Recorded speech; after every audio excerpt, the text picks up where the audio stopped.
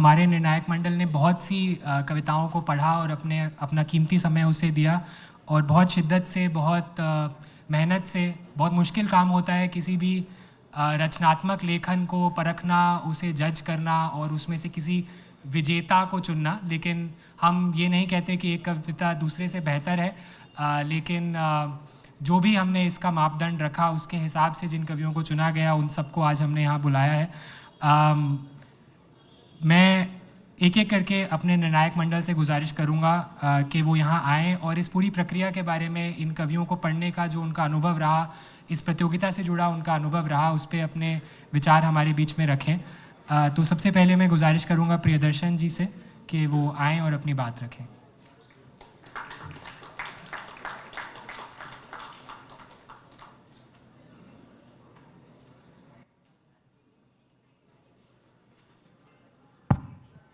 मित्रों, बिना किसी औपचारिक संबोधन के शुरू करता हूं अपनी बात।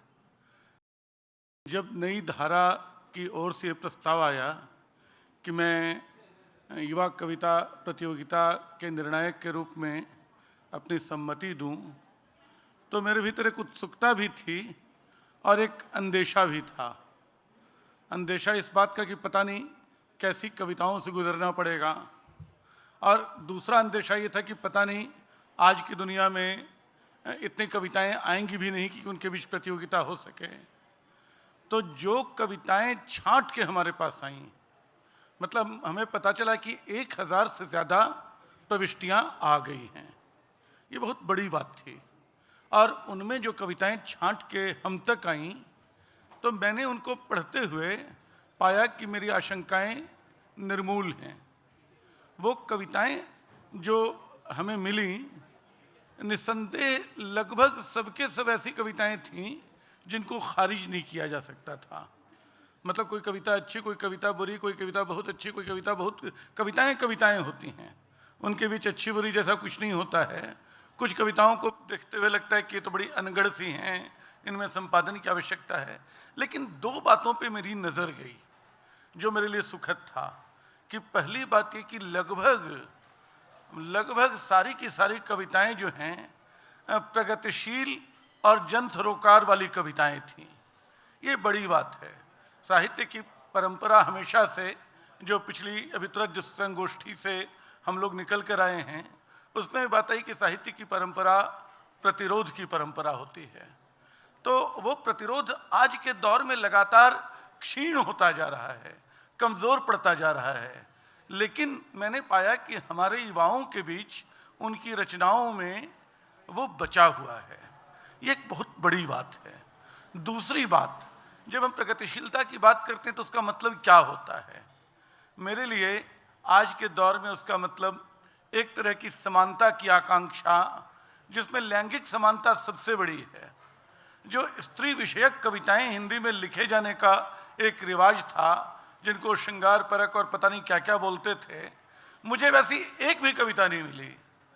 जो भी कविता मिली वो लगभग लैंगिक बराबरी के मूल्यों का पोषण करने वाली कविता, बाजार के विरुद्ध मनुष्यता के पक्ष में खड़ी कविता थी। तो आप तमाम प्रतियोगिता में शामिल तमाम लोगों को, क्योंकि मैं मानता हूं कि सबके सब कहीं ना कहीं पुरस्कृत हैं जो यहाँ तक आए, उनको भी बधाई, पुरस्कार प्राप्त करने वालों को भी बधाई। हालांकि कविता जब आप लिख रहे हैं तो कविता पुरस्कार के लिए नहीं लिखते हैं, और दुनिया में आपको जितने पुरस्कार मिलेंगे, हो सकता है कविता लिखने के लिए तिरस्कार उससे ज़्यादा मिले।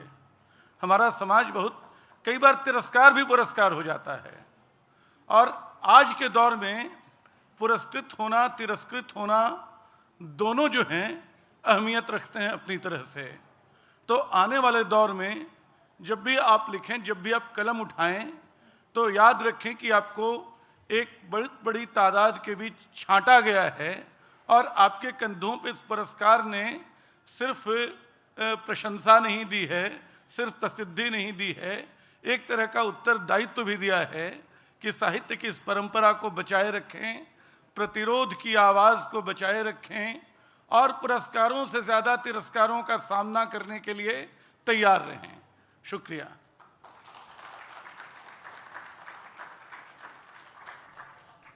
बहुत बहुत शुक्रिया प्रियदर्शन जी। अब मैं गुजारिश करूँगा अनामिका जी से कि वह आएँ और इन रचनाओं पे, इन कवियों पे अपनी बात रखें। जी।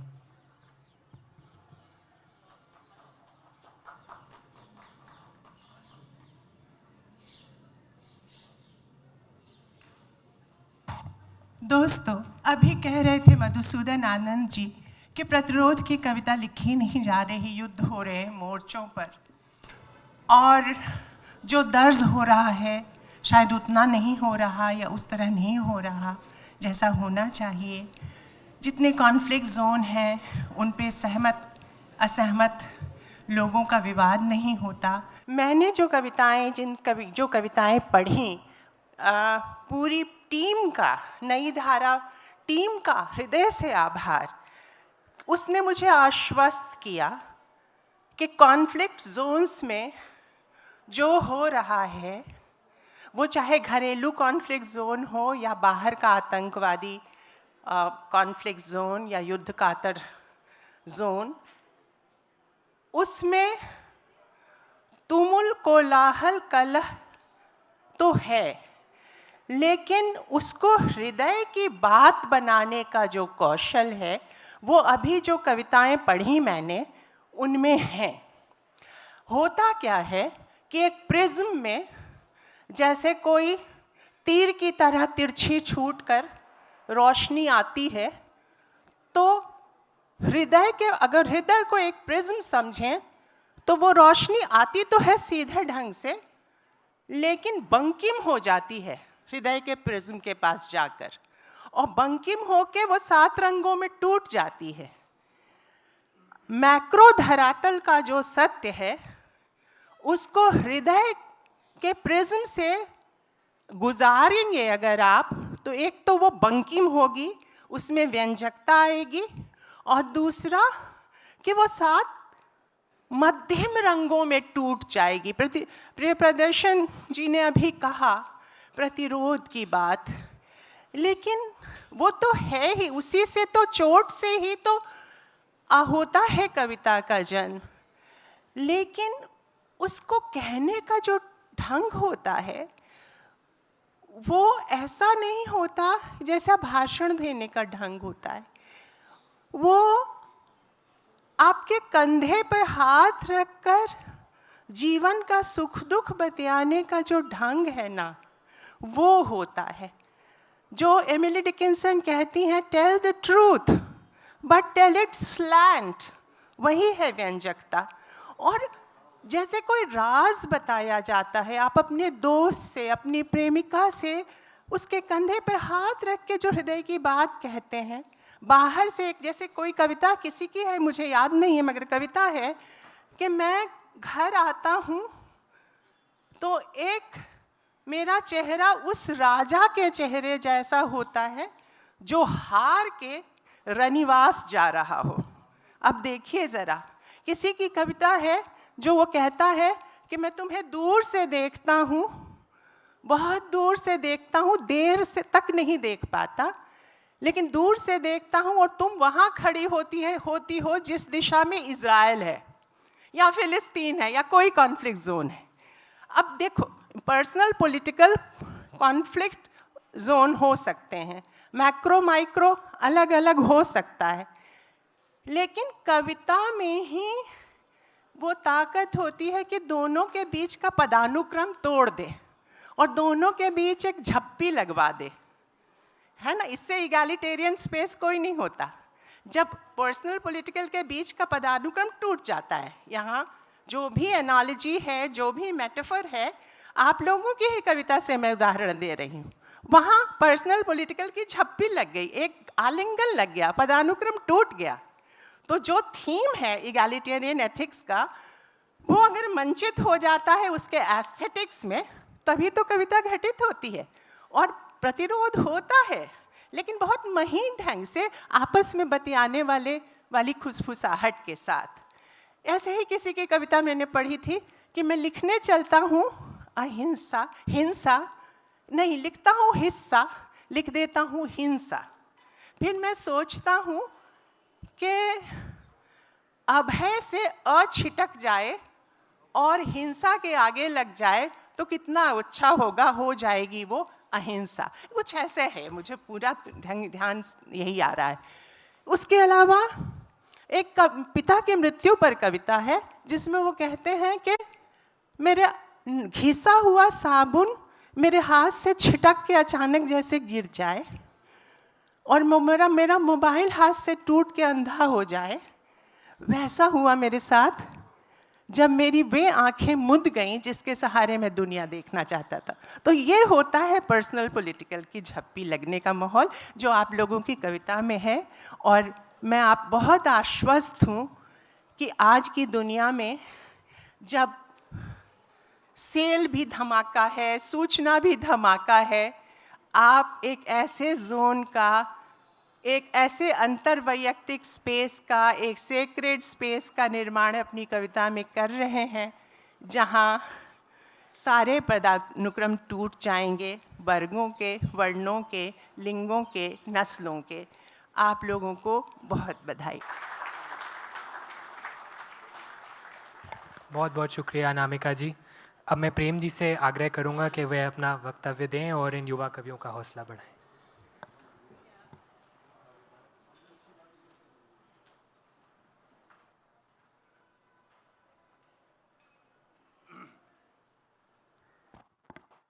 धन्यवाद मित्रों। सबसे पहले तो नई धारा परिवार को साधुवाद बधाई देना चाहूँगा और प्रशंसा करूँगा कि वो अपने नाम के अनुरूप नई धारा, तो नई नई धाराएं बहाते रहते हैं। और सबसे बड़ी बात यह है कि नए स्वर को, मतलब नए स्वर को नई धारा देना एक बहुत बड़ी बात है। तो ऐसे ही जब मुझे फ़ोन आया, शिव नारायण जी कई जगह फंसाते रहते हैं, तो उन्होंने बोला भैया ऐसा है, और उनके पीछे कौन है वो भी मैं जानता हूँ, कौन उनको प्रेरित करता है कि भैया शिव नारायण इनको पकड़ लो। तो उन्होंने मुझे कहा कि भाई ऐसे ऐसे कविता प्रतियोगिता है और खूब सारी कविताएं आएंगी, आपको निर्णायक बनना है। तो प्रिय रंजन जी की तरह मैं भी थोड़ा चिंतित हुआ, घबरा गया। मैं इसलिए नहीं घबराया कि मुझे खूब सारी कविताएं पढ़नी पड़ेंगी, क्योंकि एक संपादक के रूप में बलराम भी जानते हैं, शिव नारायण भी जानते हैं कि आपको एक छल्ली लेके बैठना पड़ता है और उसमें कई बार इतना कूड़ा होता है कि नीचे कुछ भी नहीं आता है, बहुत कूड़ा पढ़ना पड़ता है आपको। उससे हम घबराते नहीं और ज़्यादा पढ़ने से घबराते नहीं हैं, क्योंकि एक संपादक रूप में आपको कुछ पता नहीं कि उतने बड़े कूड़े में कहाँ एक रतन छुपा हुआ है, वो सामने आ जाता है। मेरी घबराहट क्या थी कि प्रतियोगिता होगी, हजारों लोग उसमें आएंगे और भाग लेंगे, पर पुरस्कार तो हम 4, 5, 6 देंगे।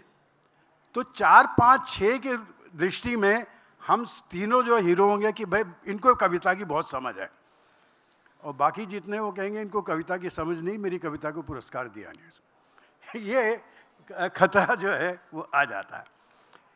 मेरा मानना ये है कि प्रतियोगिता इसलिए आवश्यक है कि आप में अपना बहुत बेहतर देने की इच्छा होती है। वैसे आप कविता लिख लें, आप कोई भी रचना लिखते हैं, लिख के अपने संपादक को भेज देते हैं, पर जब प्रतियोगिता के लिए लिखते हैं तो कम से कम 3-4 चीज़ें लिखते हैं, उसको काट छाट कर फिर बहुत बेहतर अपनी देते हैं। तो इस प्रतियोगिता का एक बहुत बड़ा जो लाभ हुआ है वो ये हुआ है कि इतने युवा रचनाकारों को, इतना युवा नए स्वरों को बेहतरी, अपनी बेहतरी की तलाश की तरफ उन्होंने भेजा। ये अच्छा लगा मुझे इसमें देख। और तीसरी बात यह है कि युवा स्वर है। अभी वहाँ पर मधुसूदन जी बोल रहे थे कि भैया किताबें पुरानी हैं, कोई पढ़ता नहीं है, इतना हो गया है। यही सवाल मैंने अपने बेटे से एक बार किया था, और पोता मेरा 12 वर्ष का है, पोती जो है 13 वर्ष की, वो अंग्रेजी में कविताएं लिखती है। अनामिका जी ने उसकी बहुत प्रशंसा भी की थी। तो मैंने कहा तुम किताबें, कहते दादू क्या ज़रूरत है, ये जो है मेरे पास किंडल है, मेरे पास ई बुक है, मैं सुनती रहती हूँ, आराम से सोती हूँ, सुनती जाती हूँ, मुझे किताब आके रख के पढ़ने। वो पीढ़ी वो नहीं है। ये पीढ़ी भी जो नई पीढ़ी है, मैं ये मानता हूँ कि आप चाहे कितना कह दें, ओल्ड इज़ गोल्ड, गोल्ड भी तब चमकता है जब उसको फिर नया किया जाता है। ये वो पीढ़ी है जो चुनौतियां लेना स्वीकार करती है। हम देख लीजिए, हम चुनौती स्वीकार नहीं करते हैं। हम ये नहीं मानते कि आज किताबें नहीं होगी तो हम ई-बुक भी पढ़ेंगे। मेरे बहुत सारे मित्र, अगर उनको मैं मोबाइल दे दूं तो उनका हाथ कांपने लगता है, फिर कहते हैं हमें समझ नहीं आता है। ये चुनौती नहीं स्वीकार करते। पर ये पीढ़ी वो है, हर दादू या पिता, मुझे पूरा विश्वास है कि जब उसको अपने मोबाइल में कोई समस्या आती है तो वो अपनी बेटी या पोती के पास जाता होगा। वो अज्ञानी है इस मामले में। बलराम जी खड़े बैठे मुस्करा रहे हैं क्योंकि उस चीज़ को वो जानते हैं। दूसरी बात यह है मित्रों, नई पीढ़ी के बारे में जब मैं बात करता हूँ तो एक अमेरिकी कवि फिलिप नेविन हुए हैं जिन्होंने युवा रचनाकारों के बारे में कहा है कि listen to these young poets and you will discover the voice of present. Listen to these young poets and you will discover the voice of present and hear the voice of future before future is even here। अगर आप इनको सुनेंगे तो आप आज के समय को तो सुनेंगे ही, अभी भविष्य आया भी नहीं तो इनमें भविष्य की आवाज़ सुन सकते हैं। और इन कविताओं में काफ़ी में मैंने वो सुना है। एक कविता जो है मैं आपके सामने रखना चाहूँगा जो मुझे बहुत अच्छी लगी। अनामिका जी और प्रियदर्शन जी, आपको भी सुनाना चाह रहा हूँ। उसमें है कि सब्जी के ठेले पर अब सब्जी नहीं मिलती, मिलते हैं चांद और तारे, मिलते हैं मार्स और जुपिटर, मिलती है 150 रुपये किलो टमाटर या उदासी से भरा एक बैंगन जिसकी कीमत हमें वापस लौटने को मजबूर कर देती है अपने घर को। ये पंक्तियाँ देखिए, मंदिर के अंदर अब ईश्वर नहीं मिलते, मिलती है अकेलेपन से दूर होने की दवा, मिलती है अपनी प्रार्थनाओं में मशगूल एक स्त्री, मिलती है एक लाचार भीड़। मंदिर अब ईश्वर से ज़्यादा उस भीड़ की इच्छाओं को बुदबुदा लेने की एक जगह भर रह गई है। किसी इंसान की आंखों में मासूमियत नहीं दिखती, दिखती है इंस्टाग्राम की रील, दिखती है सहमी हुई एक वस्त्रहीन लड़की, दिखती है विध्वंसक दुनिया या फिर सूखी हुई एक नदी जो लौट गई अपने उद्गम स्थल पर और हम लौट गए हैं पाषाण काल में। अभी अनामिका जी ने भी यही बात कही थी उस बारे में। और अनामिका जी का एक संग्रह है, कहती हैं औरतें, लगभग उसमें आप वही बात कहती हैं कि बलात्कारी भी भाग चुका होता, बलात्कारी भी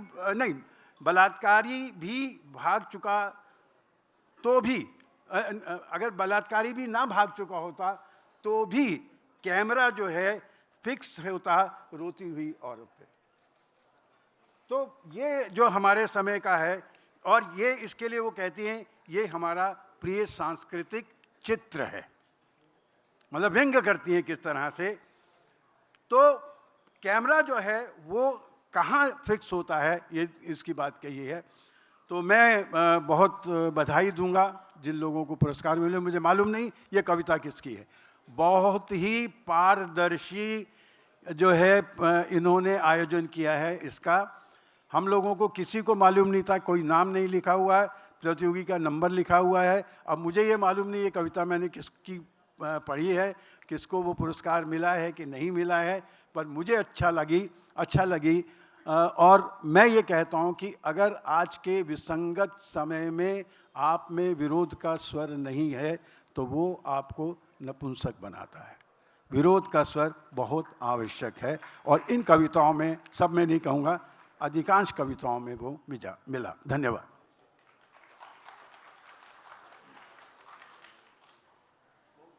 बहुत बहुत शुक्रिया प्रेम जी। तो अब मैं एक एक करके नई आवाज़ें सम्मान 2023 से सम्मानित हमारे युवा कवियों को मंच पर बुलाऊंगा कि वो आएँ और अपनी कविता का पाठ करें। आज के हमारे पहले युवा कवि हैं गौरव सिंह। हरदोई में जन्मे गौरव हिंदू कॉलेज और जेएनयू में पढ़ने के बाद अब हैदराबाद केंद्रीय विश्वविद्यालय से पीएचडी कर रहे हैं, जहां उनका शोध का विषय है हिंदी नवजागरण और राम रख सिंह सहगल। इनकी कविताएं बनास जन और देशज आदि पत्रिकाओं में प्रकाशित हो चुकी हैं। गौरव, आपका बहुत बहुत स्वागत है।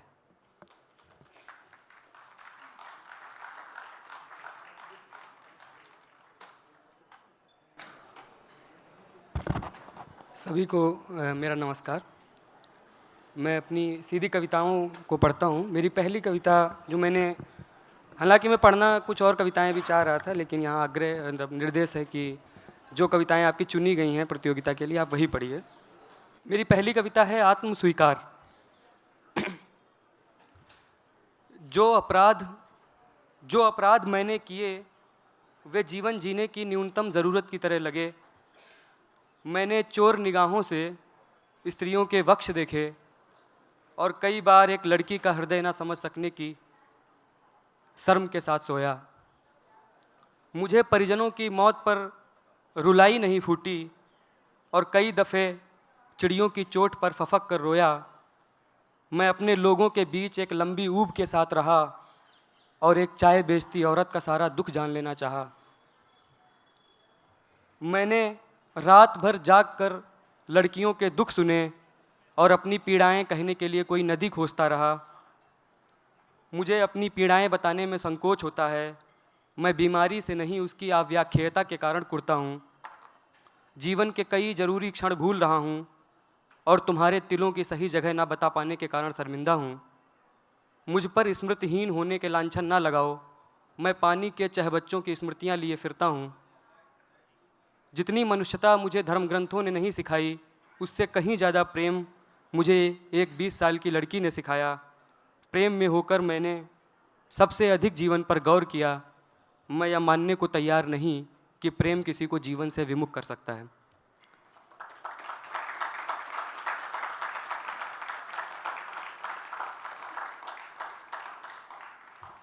मेरी दूसरी कविता है, शीर्षक है पिताओं में इतना धैर्य कहाँ से आता है। वे उन समयों से आते हैं जिनमें एक चिट्ठी को पहुंचने में इतना वक्त लग जाता कि कई बार आम के बौर पके आमों में बदलने लगते। चिट्ठी पहुंचने तक नवप्रसूता गायें छुटान पर आ जाती और चिट्ठियों के भीतर लिखा हुआ मौसम बदल कर झूठ हो जाता। उनके पिता को ऐतराज़ नहीं था, उनके पिताओं को ऐतराज़ नहीं होता था ज़ख्मों से, ज़ख्मों को ऐतराज़ नहीं था धूल मिट्टी और पानी से, और त्वचा को ऐतराज़ नहीं था चोट के निशानों से। हर निशान अपना पूरा समय लेकर जाता था त्वचा से। कई बार तो अगले जन्म तक रहता था जस का तस, ऐसा गांव के बुजुर्ग बताते हैं। ऋतुएं उनकी देह को यातनाएं देती। सूर्य की यातना से भयभीत वे लोग कभी नहीं भूलते थे जीवन और यातना के पवित्र संबंध को, और हर सुबह देते रहे अर्घ्य निष्ठुर सूरज को।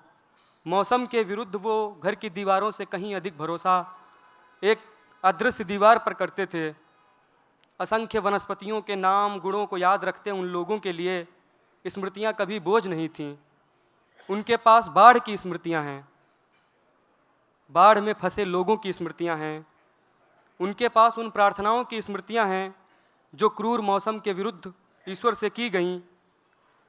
पौराणिक मिथकों की स्मृतियों से चालित उनके लोग बारिश के लिए अपनी नंगी स्त्रियों के साथ खेत तक जोतते थे ताकि इंद्र प्रसन्न होकर वर्षा करें।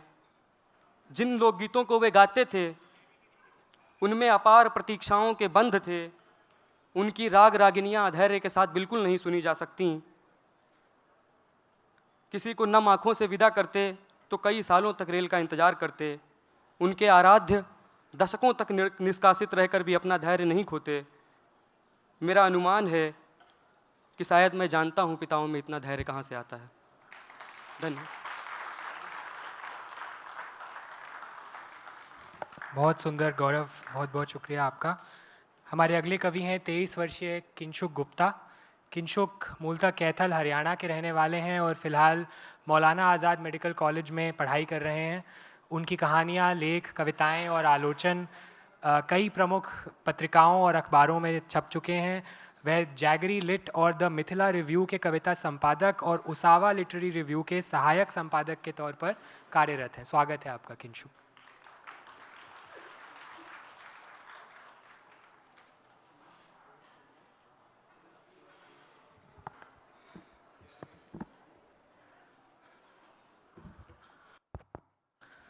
नमस्कार। सभी निर्णायक मंडल को और अभी आप सभी को आभार। मैं जयंत महापात्र और जीव पटेल, जिन दो प्रमुख अंग्रेज़ी कवियों को, भारतीय अंग्रेज़ी कवियों को हमने खो दिया, उनकी श्रद्धांजलि में, उनकी स्मृति में ये दोनों कविताएं सुनाने जा रहा हूँ। पहली कविता है बड़ा बेटा। पिता हृदयघात से ऐसे गए जैसे साबुन की घिसी हुई टिकिया हाथ से छिटक कर गिर जाती है नाली में, या पत्थर लगने से अचानक चली जाती है मोबाइल की रोशनी। अचानक मैं बड़ा हो गया। अनिद्रा के शिकार मेरे पिता को न बख्शी गई गद्दे की नरमाई या कंबल की गरमाई, पटक दिया गया कमरे के बाहर जैसे बिल्ली के लिए कटोरे में छोड़ दिया जाता है दूध। पूरी रात माँ की पुतलियों में शोक से कहीं ज़्यादा ठहरा रहा भविष्य का पिशाच। उनकी छुअन में प्रेम नहीं, चाह थी एक सहारे की, जैसे लोहे के जंगलों से रखी जाती है। सुबह तक मुझे लगता रहा ठंड से बिलबिलाते पिता की दहाड़ से मैं फिर से छोटा हो जाऊंगा। मैंने उनके तलवों को गुदगुदाया, 2-4 बार झटकार कर देखा, लेकिन पिता नहीं उठे। फिर मैंने ज़बरदस्ती उनकी आँखें खोल दीं और घबराकर अपने कमरे में दौड़ गया। जिन आँखों से मैंने दुनिया देखना सीखा था वो काली हो चुकी थीं। शुक्रिया।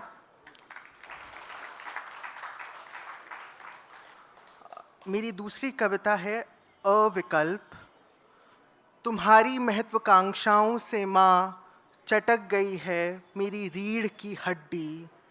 जिस लहजे से तुमने पिता सुनाया था फरमान कि रेप में लड़की की गलती ज़रूर होगी, मैं समझ गया था मेरे धुकधुकाते दिल को किसी भी दिन घोषित कर दोगे टाइम बम।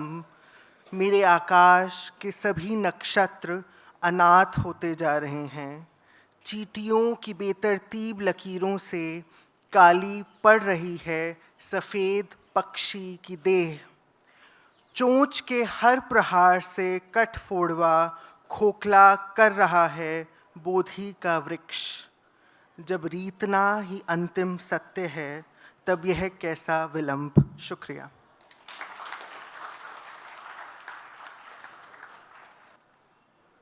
बहुत बहुत शुक्रिया किंशुक। हमारे अगले कवि हैं कुशाग्र अद्वैत। कुशाग्र काशी हिंदू विश्वविद्यालय से राजनीति विज्ञान में स्नातक और दिल्ली विश्वविद्यालय से परास्नातक हैं। बनारस में रहते हैं। उनकी कविताएं सदा नीरा, हिंदवी, जानकी पुल, साखी आदि वेब और प्रिंट पत्रिकाओं में प्रकाशित हो चुकी हैं। बहुत बहुत स्वागत आपका कुशाग्र।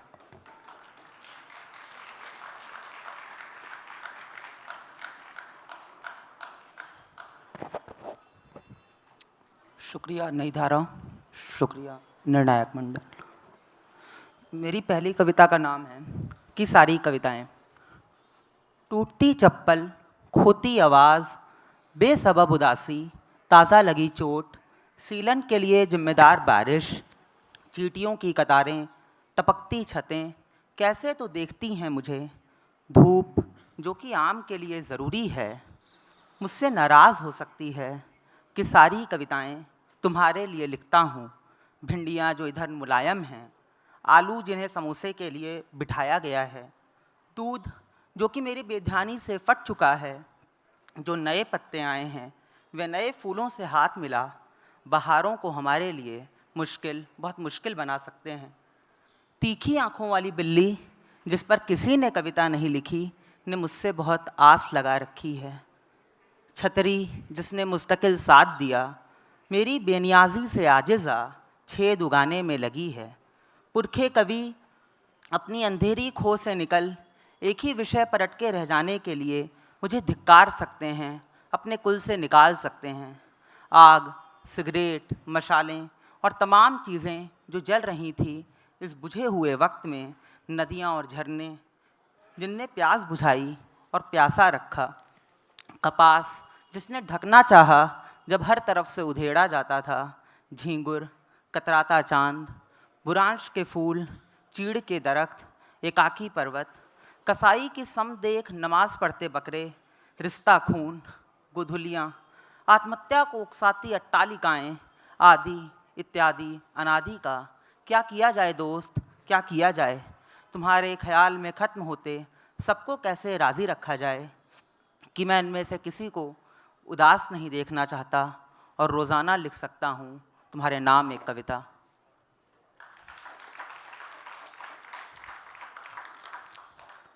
दूसरी कविता है गायत्री। तुमसे कभी मिला नहीं, कभी बातचीत नहीं हुई, कहने को कह सकते हैं तुम्हारे बारे में कुछ नहीं जानता। ऐसा भी नहीं कि एकदम नहीं जानता, खबर है कि इस नगर में नई आई हो, इधर एक कामचलाऊ कमरा ढूंढने में व्यस्त रही और रोज़मर्रा की दुश्चिंताएं कुतरती रहीं तुमको। रात के इस पहर तुम्हारे नाम कविता लिखने बैठ जाऊं, ऐसी हिमाकत करने जितना तो शायद नहीं जानता। मेरा एक दोस्त तुम्हारा नाम गुनता रहता है, जैसे कोई मंत्र गुनता हो। आज हम दोनों काफ़ी देर तुम्हारे बारे में बतियाते रहे, बेसिर पैर के अंदाज़े लगाते रहे। मसलन इस महानगर में परंपरा के खित्ते से बाहर दूब बराबर जगह खोजती लड़की का जाने किसने रखा होगा पारंपरिक सी शक्ल वाला यह नाम। कहाँ से आया होगा यह नाम, वैदिक छंद से या उस वैदिक मंत्र से जिसे तुतलाते हुए याद किया और अब भी जपता हूँ कभी कभी। क्या पता तुम्हारे पुरखों के वेदों को छू सकने की वंचित इच्छा से आया हो, या फिर उस रानी से जिसके मिसेज गांधी के अदावत के किस्से अखबारों में नमक मिर्च के साथ शाया होते रहे, या तुम्हारे पिता की इसी नाम राशि की कोई प्रेसी रही हो और उसकी याद में तुम्हें नहीं पता। चलो कोई बात नहीं, संभव है इस नामकरण के उपक्रम में इतने विचार न शामिल रहे हों। किसी पंडित ने गा अक्षर सुझाया हो, फिर किसी स्वजन की गोद में रखकर कोई नाम देने को कहा हो और जल्दबाजी में बतौर पुकारू नाम यही रखाया हो, कहते हुए कि नाम का क्या है, नहीं जमा तो दाखिले के बखत देखेंगे। कुछ भी रहा हो बोलचाल से गायब, तरा को बचाने के लिए तो नहीं करेगा कोई ऐसी कवायद। शुक्रिया।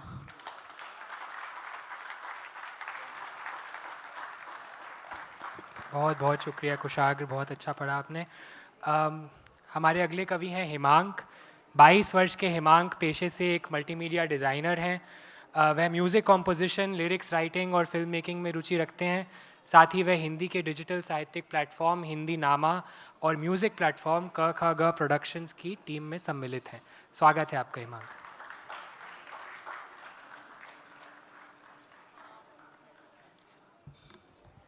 आप सभी को मेरा नमस्कार, निर्णायक मंडल को भी नमस्कार।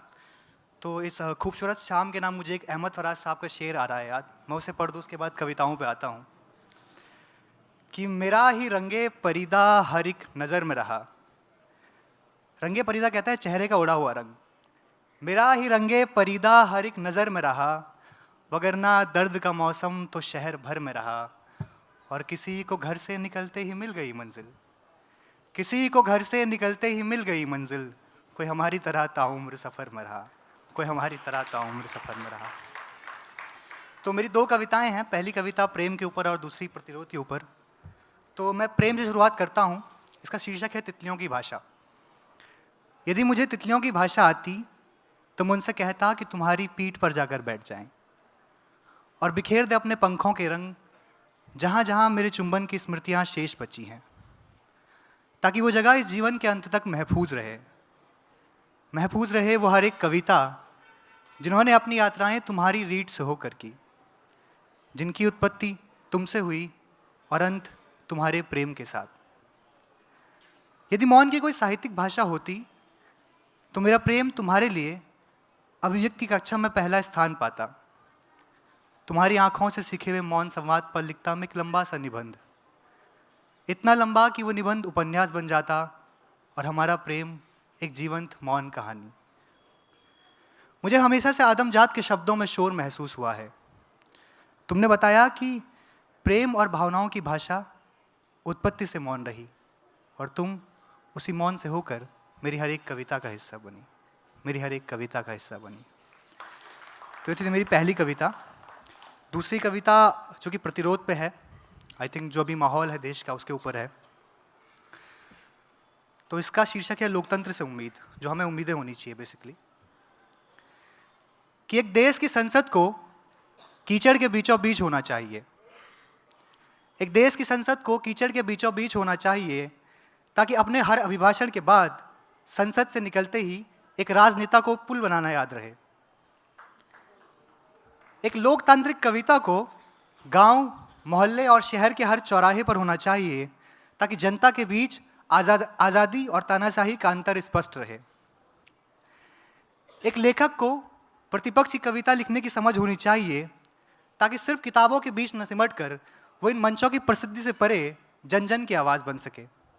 और अंत में एक लाइन आप सब लोगों के लिए कि एक नागरिक को अपने हक की आवाज़ का बोध होना चाहिए ताकि इस कागजी जमहूरियत में सभ्य नागरिक बने रहने का अभिनय करते हुए वो सिर्फ मौन जीवन बिताकर न मरे, वो सिर्फ मौन जीवन बिताकर न मरे। शुक्रिया।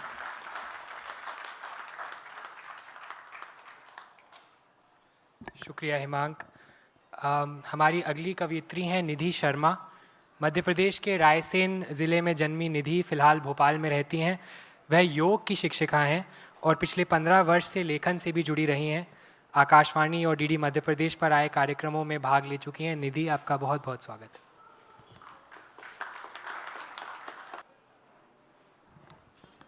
यहाँ मौजूद सभी लोगों को मेरा नमस्कार और निर्णायक मंडल को मेरा प्रणाम। मेरा नाम निधि शर्मा है और आज मेरी पहली कविता मैं सुनाने जा रही हूँ जिसका कि शीर्षक है मैं जंगल हूँ। मैं जंगल हूँ, हाँ मैं जंगल हूँ, सघन और भयावह। हज़ारों जीव मेरे अंदर रक्स करते हैं।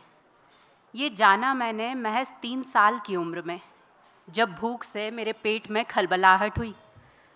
सबने कहा चूहे कूद रहे हैं। मैं हैरान थी कि चूहे आए कहाँ से। दूसरी दफ़ा जाना मैंने जब मैं 4ठी कक्षा में थी। विज्ञान की शिक्षिका ने बताया कि बंदर हमारे पूर्वज थे। मैं फिर से हैरान थी ये जानकर कि मैं बंदर की संतति हूँ। जब मैंने अपने हक में बात रखी तो कहा गया कि मैं लोमड़ी सी चालाक हूँ। जब कभी बिन कोई सवाल किसी की हाँ में हाँ मिला दी तो मुझे गाय की उपमा दी गई।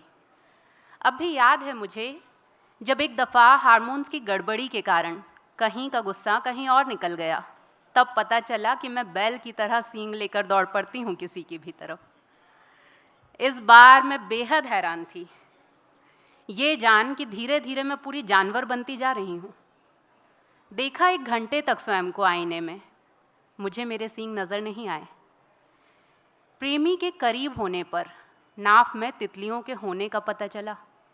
परिवार ने बताया कि मैं एक चिड़िया हूँ जिसे उड़ जाना है एक दिन। प्रेम खो जाने पर अतीत की यादों के झुरमुट पर गिलहरियाँ फुदकने लगीं।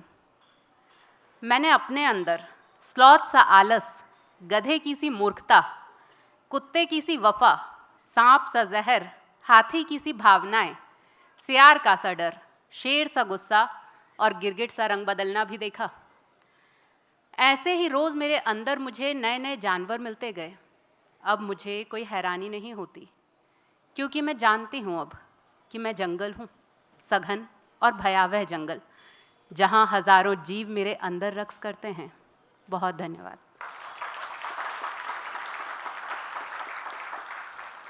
अब मैं सुनाने जा रही हूँ अपनी दूसरी कविता जिसका कि शीर्षक है नृत्य। मैं नाचती हूँ अपने दुखों के गीत पर। मैं मुस्कुराती हूँ जब तुम मुझे छोड़कर चले जाते हो। मेरे रोम रोम में बजता है विरह का संगीत और उसमें रस घोलती है मेरे प्राणों की बांसुरी। हर दफ़ा हर दुख के पश्चात मैं जन्म लेती हूँ, पहले से कुछ अलग, पहले से कोमल हृदय और मजबूत भावनाओं के साथ। दुख के प्रत्येक क्षण को संजो लेती हूँ अपने बालों के जूड़े में। आंसुओं के मोती टांक देती हूँ अपने आंचल में और छिपा कर रख देती हूँ उस चूनर को दुनिया भर की नज़रों से। जब दुख मुझे छोड़कर चला जाता है तुम वापस लौट आते हो। मैं बंद कर देती हूँ अपना नृत्य, रोक देती हूँ अपने कदम। मेरे भीतर का संगीत भी शांत हो जाता है। हृदय कठोर और भावनाएं कमज़ोर हो जाती हैं। मैं समझ जाती हूँ कि मेरी मृत्यु का वक्त नज़दीक है। मैं जानती हूँ मैं दोबारा जन्म लूँगी, दोबारा करूँगी नृत्य। सो इस दफ़ा घुंघरुओं को कस लेती हूँ और भी अधिक मजबूती से, और ओढ़ लेती हूँ वो चूनर जिसमें कुछ और मोतियों को टाँकने की गुंजाइश अभी बाकी है। बहुत धन्यवाद।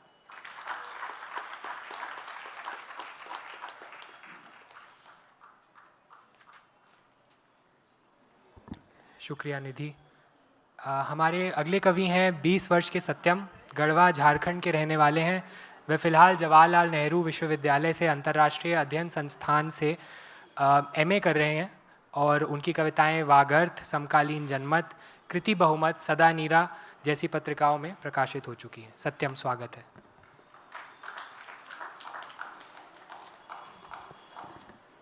उपस्थित सभी साहित्य अनुरागियों और साहित्यकारों को मेरा नमस्कार। मेरी पहली कविता कैलाश वाजपेयी जी के एक कविता के शीर्षक से ली गई है। कविता का शीर्षक है परास्त बुद्धिजीवी का वक्तव्य। मैं माफ़ी मांगता हूँ जैसे हिम्मत मांगता हूँ। मेरे कंधे पर बेलगाम वितृष्णाएँ, मेरा चेहरा हारे हुए राजा का रनिवास में जाते हुए, मेरी मुद्रा भाड़ में जाते मुल्क की, नाव जले सैनिक का मेरा नैराश। मैं अपना हिस्सा सिर्फ इसलिए नहीं छोड़ूंगा कि संतोष परम सुख है। मैं अपना हिस्सा सिर्फ इसलिए नहीं छोड़ूंगा कि संतोष परम सुख है या मृत्यु में ही मुक्ति मिलती है। मैं खुली आँख से जीना और बंद आँखों से मरना पसंद करूंगा। मैं काठ का एक घोड़ा, एक तीर का दूसरा शिकार, मेरे बुझने से पहले की लपट पर लानत हो। अगर रस्सी न हो तो उसके बल को भी मैं ठोकर मारता हूँ। यह कौन ध्वजा उठाए दुनिया को चपटी करता है। मैं नहीं मानता कि मेरा कोई दुश्मन नहीं। मैं जाऊँगा तो कम से कम 2-4 को अपने साथ लेता जाऊँगा। दूसरी कविता है संक्रमण। रेखा के उस पार सब संदिग्ध थे। इस तरह वह लंपट था और मुँहफट, सूचियों से नदारद, चौकसी से अनजान। वह जिस देवता को फूल चढ़ाता उसकी कृपा चट्टानी पत्थरों के बरक्स ढुलकती। उसकी प्रार्थना अंधेरी काली सड़कों सी अंतहीन। जहाँ नीचे वाला ही ऊपर वाला हो, वहाँ फांसी के फंदे पर, गिलोटीन के तख्ते पर, उन्मादियों के झंडे पर वह किसके भरोसे चढ़ा। अगर उसे अपने ही गुनाहों की सज़ा मिली तो उसका होना इतना भी बुरा नहीं होता। वह जो समय रहते कालातीत हो गया, उसके लिए मैं ठीक इस जगह पर एक पंक्ति भी नहीं सोच पाया। यह कितना गलत होता अगर उसके बारे में मैं गलत होता। यह कितना गलत होता अगर इसके बारे में मैं सही होता। बात गुलमोहर और अनजान गलियों की नहीं है तो यह जीवन और मृत्यु में श्रेष्ठता बोध की भी नहीं। लेकिन जब लोग कहते हैं कि उन्हें जीना पड़ा, तो लगता है कि मरने को मिला होता तो मर गए होते। शुक्रिया।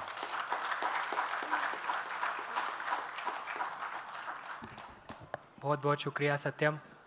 तो ये थे हमारे 6 कवि जो आज हमारे साथ उपस्थित हैं। 2 ऐसे हैं जो आज नहीं आ पाए, लेकिन उनका परिचय मैं आपके साथ शेयर करना चाहता हूँ।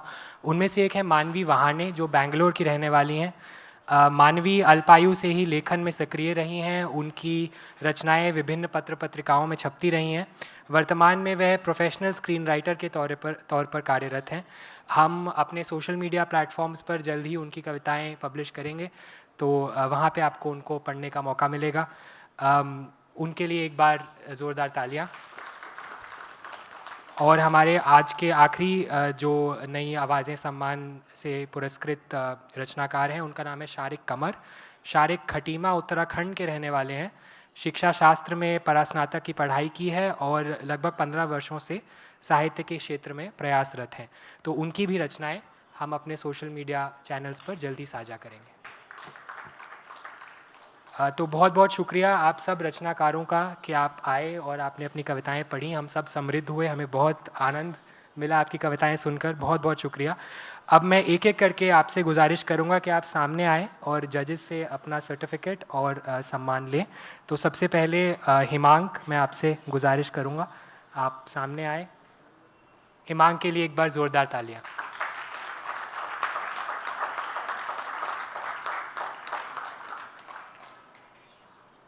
बहुत बहुत शुक्रिया हिमांक।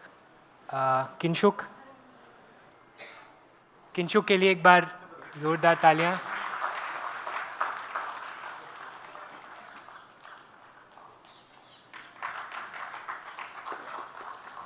शुक्रिया किंशुक। गौरव,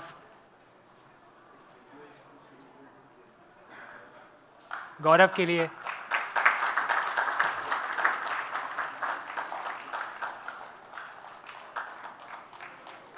गौरव हैदराबाद से आज हमारे साथ यहाँ पे जुड़े हैं, तो बहुत लंबा सफ़र करके आए हैं, शुक्रिया गौरव।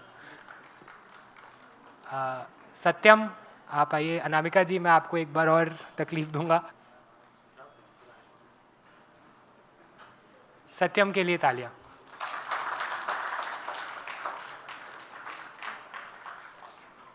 निधि प्रियदर्शन जी, निधि को आप सम्मानित कीजिए।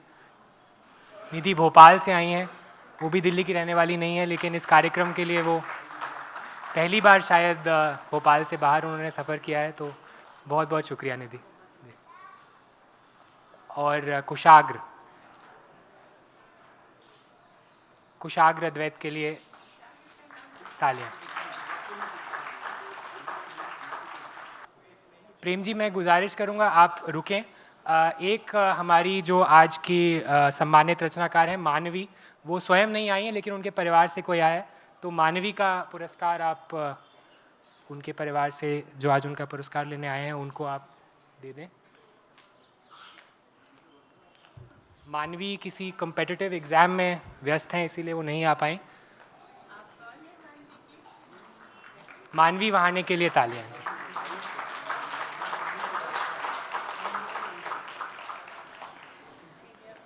शुक्रिया। अब वह अन्य 12 कवि, प्रेम जी, अनामिका जी, प्रियदर्शन जी, अब हम उन 12 कवियों का नाम लेंगे जो वरीयता सूची में है। उनमें से भी 4-5 कवि आज हमारे साथ हैं, तो उनको भी मैं चाहूँगा आप सर्टिफिकेट्स दें, तो आप आगे आ जाएं। अभिजीत आज नहीं है हमारे साथ, लेकिन वो उन 12 कवियों में से हैं जिनको हमारे निर्णायक मंडल ने वरीयता सूची में स्थान दिया है। ऐश्वर्य अमृत विजय राज, वो भी आज हमारे साथ नहीं आ पाई हैं। अंसार एटवी आज हमारे साथ हैं। अंसार, आप स्टेज पर आएँ और अपना सर्टिफिकेट और पुरस्कार जजेस से लें। बहुत बहुत बधाई अंसार। अर्पित कटियार आज हमारे साथ हैं। अर्पित, प्रियदर्शन जी, अर्पित को भी आप पुरस्कार और सर्टिफिकेट दीजिए। बहुत बहुत तालियां। अभिषेक झा आज हमारे साथ नहीं है। चित्रा पवार नहीं है, पर उनके लिए भी मैं चाहूँगा आप एक बार तालियों से उनका इस्तकबाल करें। महबूब आज हमारे साथ हैं। महबूब, आप आइए। ये इन सब युवा कवियों के लिए एक बहुत अच्छा मौका है, बड़ा मौका है इन सब वरिष्ठ कवियों से मिलने का, उनका आशीर्वाद लेने का। पीयूष तिवारी भी सूची में है। प्रेम वत्स आज हमारे साथ हैं। प्रेम, आप आइए। प्रेम वत्स के लिए तालियां। और प्रियांशी मोहन आज हमारे साथ हैं। प्रेम जी, प्रियांशी को भी आप पुरस्कृत कीजिए।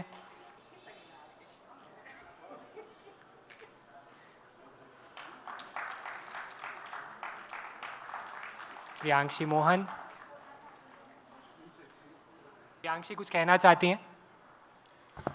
आप सबका बहुत स्वागत और निर्णायक मंडली का धन्यवाद कि आपने मेरी कविताओं का चयन किया। मैं कविता सुनाने नहीं आई, पर मैं बस एक छोटी सी बात कहने आई हूँ कि मैंने जो कविताएं भेजी थी अपनी दादी की तरफ से भेजी थी, जो अब इस दुनिया में नहीं है, पर मेरी ज़िंदगी पर उनका बहुत ज़्यादा उनका प्रभाव रहा। मेरी दादी ऐसी थी जो वो उस समय की औरत थी कि मतलब वो हमें पैर नहीं छूने देती थी, कहती कि लड़कियां पैर नहीं छूती। लेकिन अगर मेरे पैर से उनका पैर भी लग जाता था तो वो मेरे पैर छूती थी। तो ये कविताएं जो हैं ये मैं उन्हीं को डेडिकेट करती हूँ। और अनामिका जी, मैं आपसे बहुत ज़्यादा इंस्पायर होती हूँ हमेशा से, और इसलिए मैंने अपनी कविताओं को आपकी कविताओं को पढ़ के मुझे लगता है कि मेरे को नहीं लगता कि कविताओं को बहुत मुश्किल और कविताओं से डरने की ज़रूरत है। कविताएं आप बहुत छोटी छोटी चीज़ों भी लिख सकते हैं और आपको प्रभावित कर सकती हैं। तो इस चीज़ को सामने लाने के लिए और ये बताने के लिए कि हम जैसे बहुत आम लोग भी कविता लिख सकते हैं और हमें जज्बा हो सकता है कि हम इस दुनिया को बदल दें। और हमारी जो माएँ, हमारी ताई, हमारी बुआएँ जो घर में रही हैं, जिन्होंने जो मेरी ताई हैं, जो मैं अभी आई, उन्होंने मेरे मुंह में 2 मिश्री के दाने डाले कि बेटा तू अच्छे काम के लिए जा रही है तो ये खा ले। तो हमारी ज़िंदगी में हम कितना भी ऊपर जाएं, वो हमारी माएँ, हमारी दादियाँ, ताई, उनके लिए मैंने कविता लिखी थी और मैं खुश हूँ कि मैं उस कोशिश में सफल रही। धन्यवाद।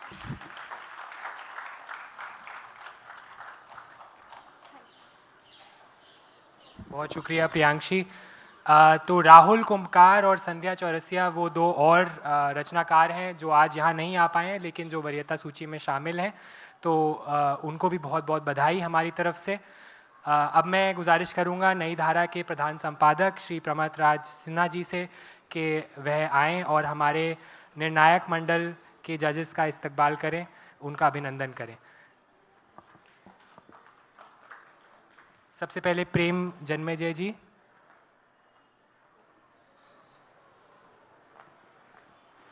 बहुत बहुत शुक्रिया प्रेम जी, आपने इस आयोजन को अपना समय दिया, अपना सहयोग दिया, हम बहुत बहुत आभारी हैं। प्रियदर्शन जी।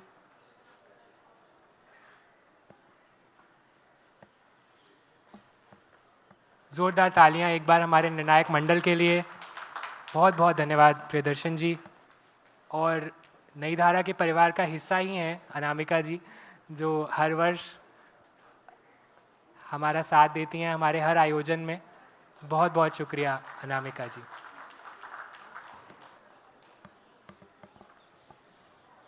तो ये था इस वर्ष का नई आवाज़ें पुरस्कार का कार्यक्रम।